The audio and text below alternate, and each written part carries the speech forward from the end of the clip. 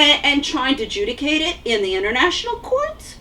No, you clean up your court systems at the national, all of the different countries, and then you don't have to come here and try and, because basically the only thing that the Hague Convention on International Child Abduction does is decide who has jurisdiction of the case.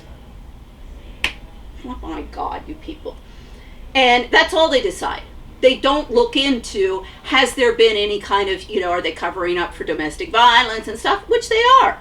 So they don't even want to touch that. They keep on trying to throw it, the advocates keep on trying to throw it down their throats, but they don't want to touch it. Which is understandable, because that's not the place that you should be challenging it.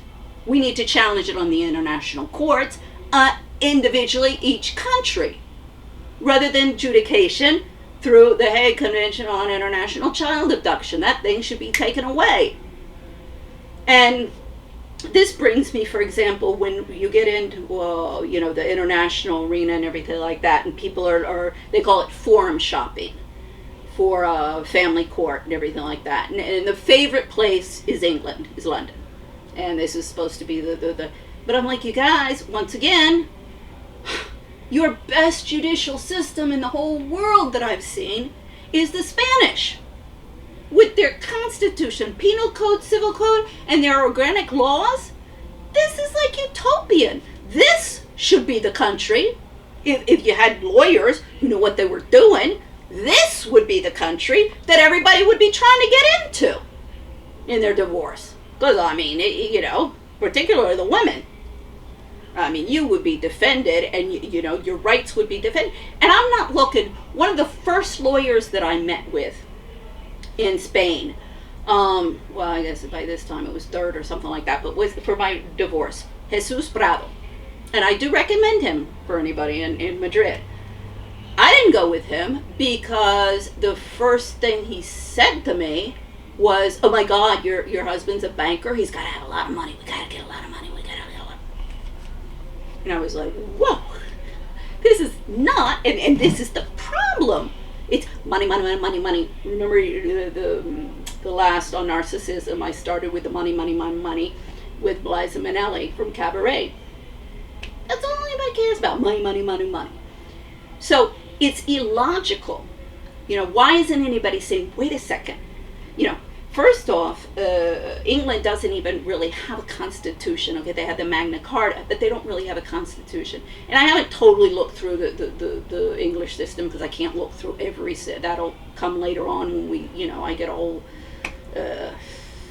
grouped together and we can really start sitting down and looking. This is what UN women should be doing, and the World Bank Women, Business, and Law.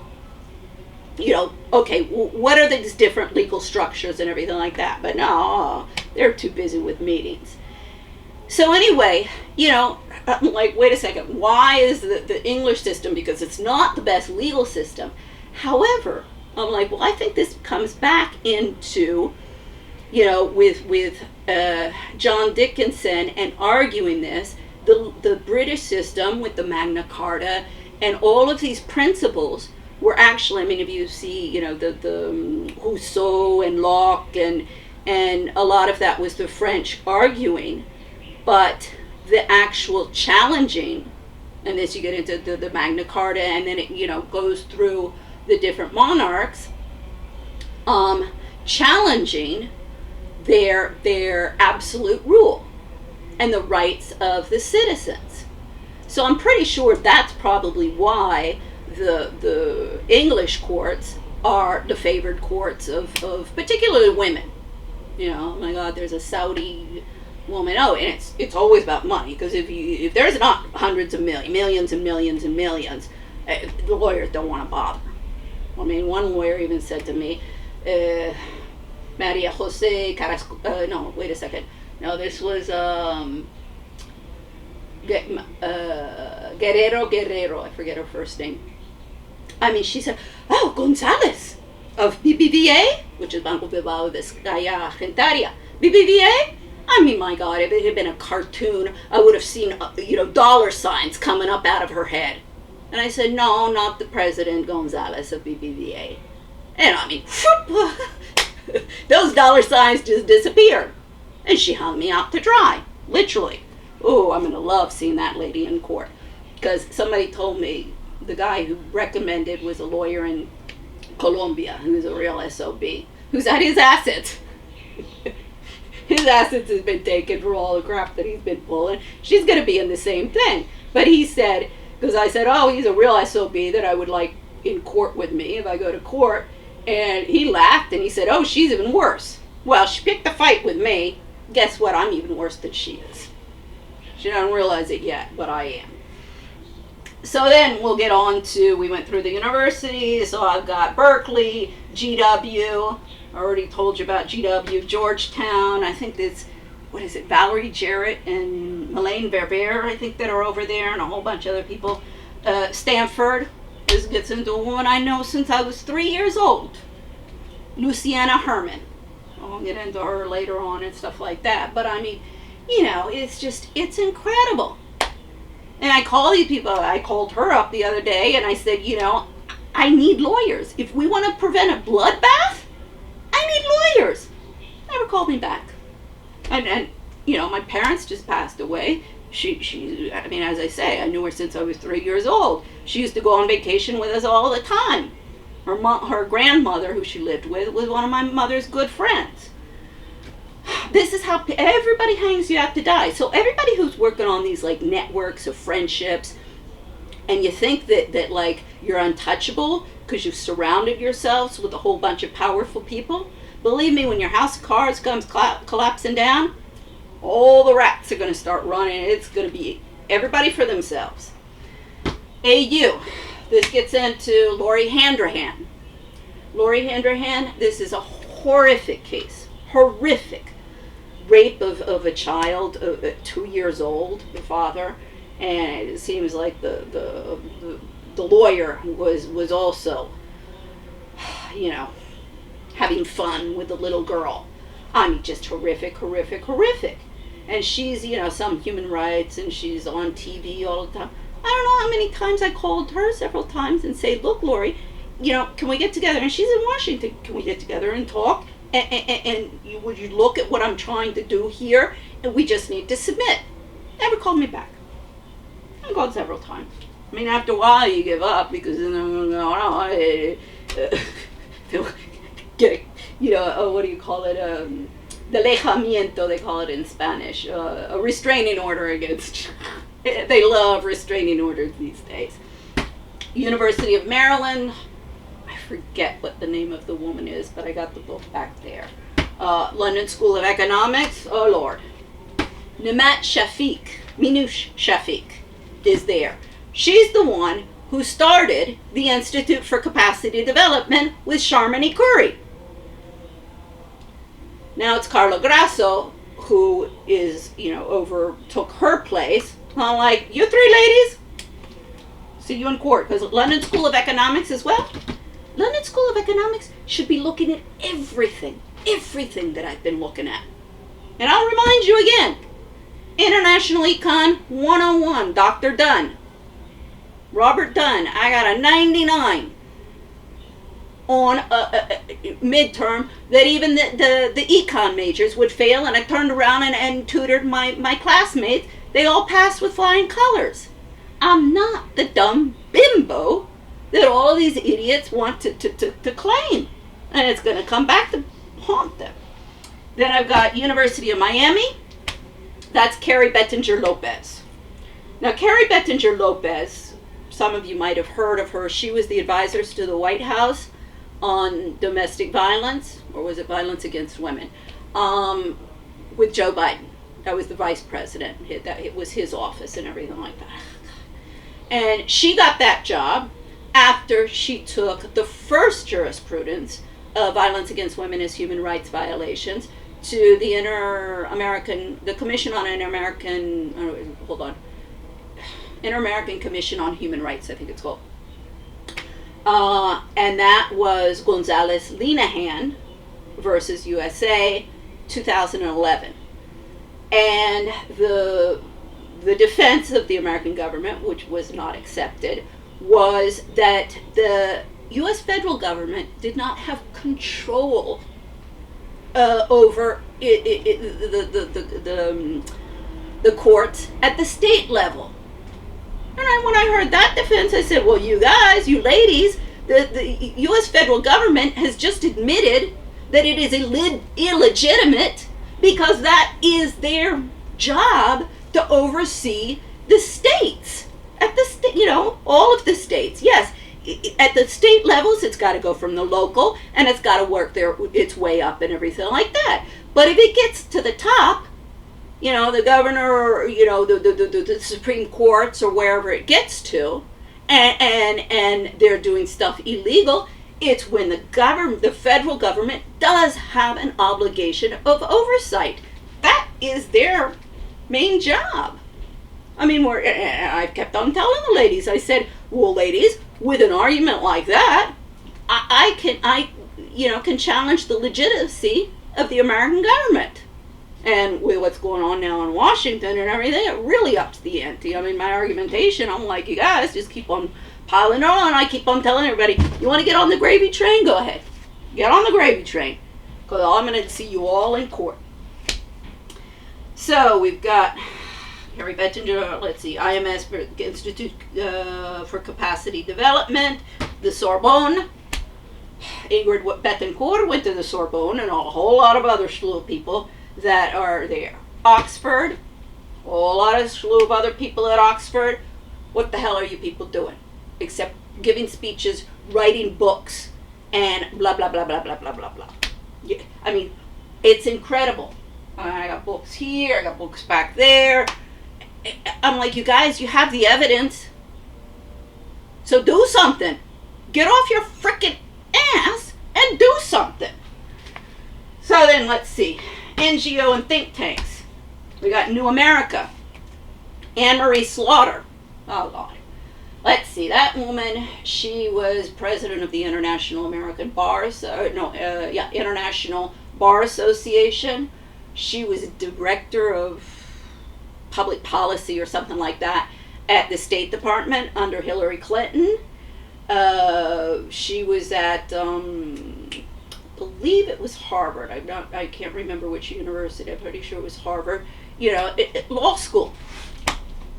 Now, so she goes to New America. And I'll talk about when I get into the feminists and the alpha dominance feminist. I've got one of her books. It's about, moving on. The women's rights movement needs to move on. Anyway, she's at New America. Now, New America has a Bretton Woods II initiative. I said, well, if Bretton Woods I was doing its job, then we wouldn't need a Bretton Woods II. So stop with your Bretton Woods II. What are we going to do? A Bretton Woods III and a Bretton Woods IV and a Bretton Woods V and a Bretton Woods VI? Where do we stop? This woman was the head of some, law school.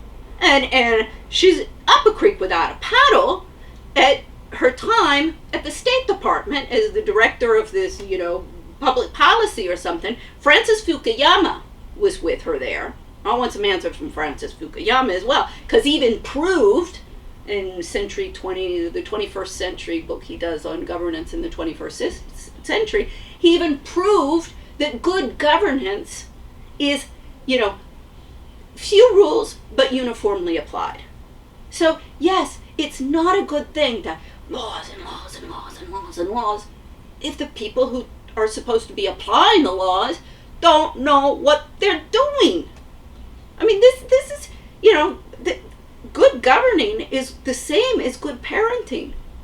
You want to, have rules there for their good, like you don't stick your finger in a light socket because it can kill you, or you look 2 ways before you cross the street, or you lock up all of your cleaning products because the kids, it's dangerous or whatever. You have to put the measures of security there, but my God, people can't breathe, and it really creates dysfunctional children if you don't let them live a little and learn, and you're there to guide, and you're there to set the standards and set the example. This is a huge thing, setting an example, and nobody does it. Well, they do. They do. They set an example of corruption and greed and backstabbing and all of that. So we were at New America. Then we go to Center for Global Development, AMED. So Center for Global Development, they were looking for a new president when Nancy Birdsall stepped down.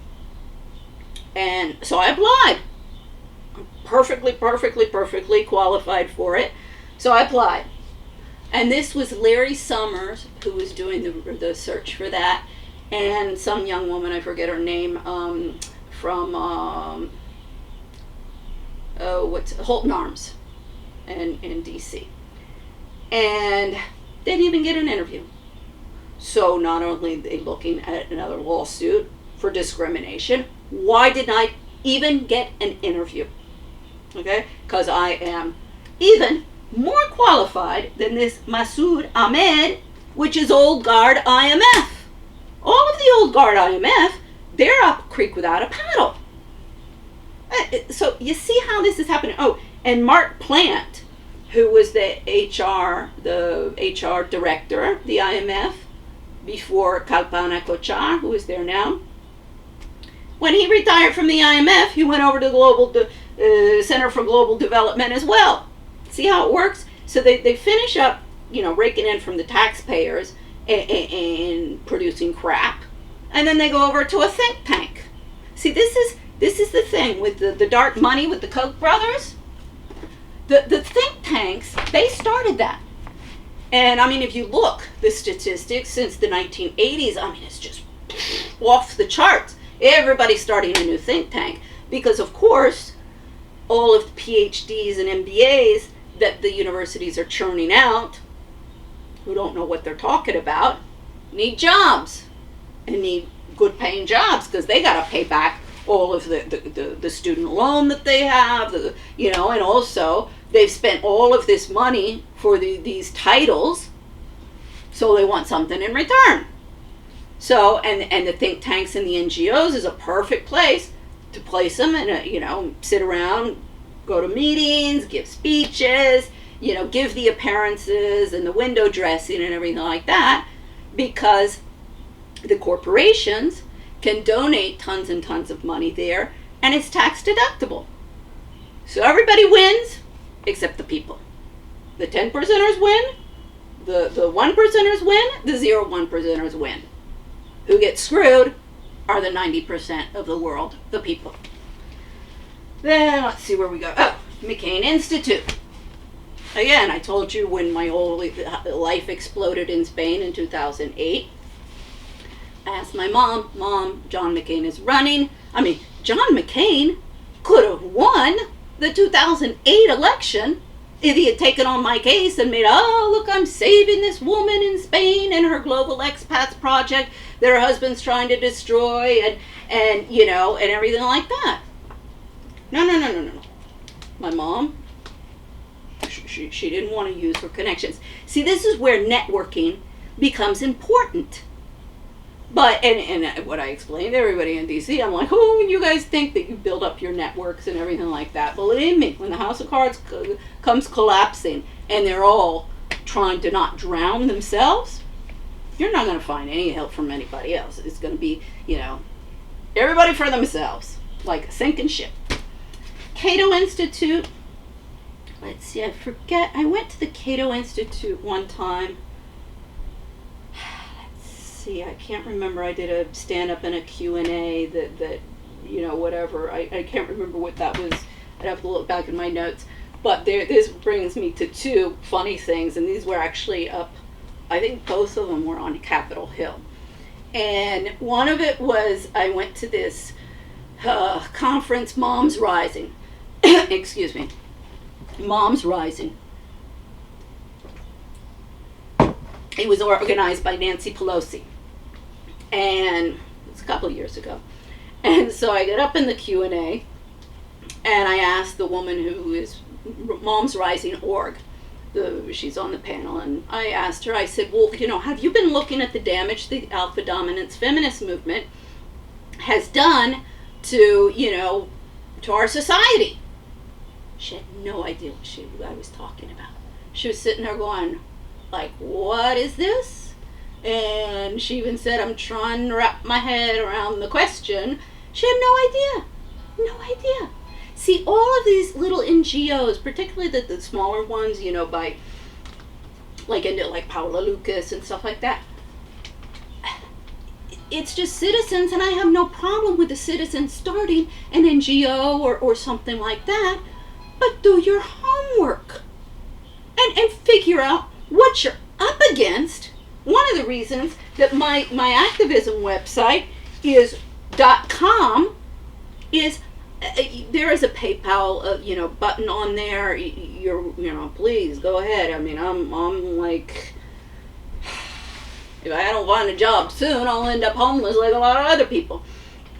But I won't do that. If you want to, there's my thing is not an NGO or anything like that, because there is also a problem then of like lobbying. There are certain restrictions if you have a nonprofit and stuff like that. So that's another reason why I won't do it. So if anyone wants to donate any money to me, that would be great and fine and everything like that, but it's not tax deductible. And I'll pay taxes on it. I prefer to do it that way, and I prefer to have a tiny little bit of money to keep a roof over my head rather than a whole slew of staff, and I sell my soul and everybody else's soul out.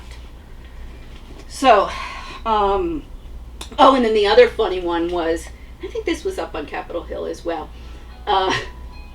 I forget exactly the topic or something like that, but I got up and I do my little spiel at the Q&As and stuff like that, and there was an older man who was there was 3 people in the panel, and he looks at me when I start in, I guess about the alpha dominance feminist or something.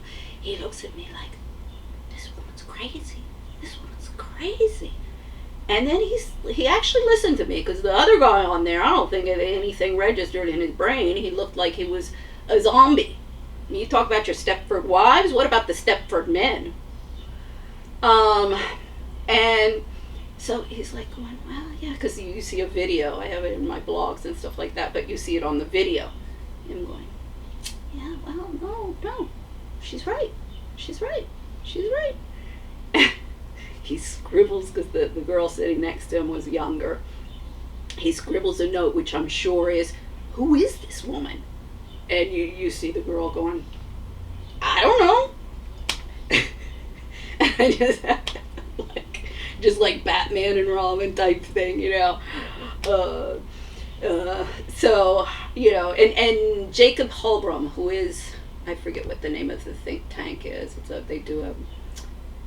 It's federal something or other. I forget the name off the top of my head. But he even said to me, because I sent him a letter, and anybody I get a hold of, they get a letter. And I sent him a letter, and he said, you're right about everything that you say, but what are we supposed to do? Where do we go from here? And I said, give me a voice, and let's go to the courts. It is that simple. Okay, it's going to get complicated once I get to the courts. As you can see, these are all of and this is just I got a whole bunch of other, emails and letters of and the press. I don't even have the press in here yet, I don't think. I'll tell you some people about the press who are in there. So then we got Council on Foreign Relations, Brookings Institute, CSIC, AEI. The thing is, I'm going to go after them all, because it is just blah, blah, blah, blah, blah, blah, blah, blah, blah, blah, blah, paid out of taxpayers' money or shareholders' money. So a bunch of PhDs and MBAs and their underlings.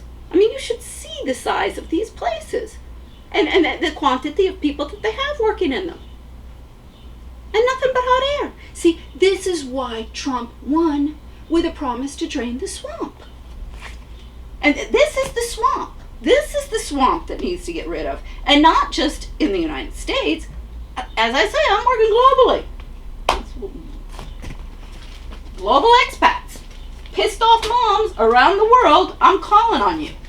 Because apparently we're the only ones out there who has a brain and care. That's why I put the Michael Jackson. I have another one that I want to do. Oh gosh, this thing goes down. I hope it goes up again. So then, let's see. I already really went through the Bretton Woods. Sorry. Come on. This one is dying on me. So then we got the Bretton Woods, the United Nations, UN Women, and all of that I already went into, Karen Groen and everything like that. Alpha Dominance Feminist Movement. So, this is the one that I wanted to do next. Alpha Dominance Feminist Movement. National Organization of Women. Feminist Majority Foundation. Eleanor Schmiels. Oh, this is one of my favorite. So at one point I've come across Martin D. is her name. You know, she's on the board of the Feminist Majority Foundation, and then she's some, head of government relations of I forget the name of the law firm here in DC. So I contact her.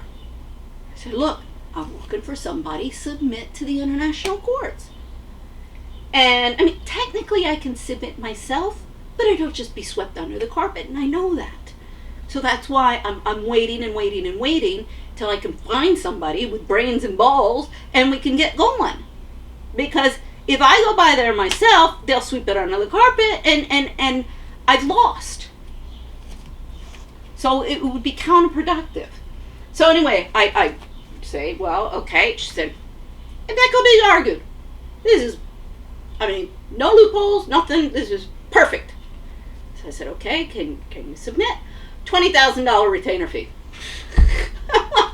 They stole all my money in Spain. They stole my house. They stole my children. They stole all of my assets. I have several million. I still want to find out what is in the offshore accounts and stuff like that, because he did admit in the courtroom that there was that money, and I want to know why I don't have the statements for all of that, and why I don't have the financial records, which are my property, because it's common law marriage in Spain. So anyway, $20,000 retainer fee. Yeah, right? I've been on minimum wage almost the entire time I've been back to DC. I mean, basically, you can keep a roof over your head on that, but not much else. Yeah, $20,000. Yeah, you want me to go and walk the streets to try and earn that money? So anyway, I'm like, yeah, okay, right? Well, I'll see you in court, because I said, well, what about the Feminist Majority Foundation? Can't they take that on as an issue, and that's a legitimate expense, and it would be a very good expense? She said, oh no, they're too busy helping women in Afghanistan. Yeah, they're too busy helping women in Afghanistan create havoc and get their sons so pissed off that they put a bomb on them and go and have a terrorist attack. Effie Salida, who was the director of the Institute for Capacity Development before Mark Lewis, her son, Alexandro, I think it's Alexandro, I forget what her husband's, because of course it's her husband's name. But anyway, her son was killed, the poor child, 25 years old, when he was in Kabul, and he had just gotten there in a terrorist attack at some, expat tourist restaurant. Because of course, all of the people who are being, exploited and everything from the West or the high-income countries are getting pissed off, and that's why they put bombs on them and they go and explode them. And this is another thing, because the UN in-depth study on all violence against women clearly demonstrates that it's the women in society who are maintaining the violence against the violence of men. And my thing is, excuse me, my son came home and he's like, I'm gonna strap a bomb on me and I'm gonna go and kill myself. I'd be like, over my dead body you are, instead of, I send you with Allah. No. And this is the same thing. We need military. Everybody, this is where I grew very much with John Paul Jones and everything.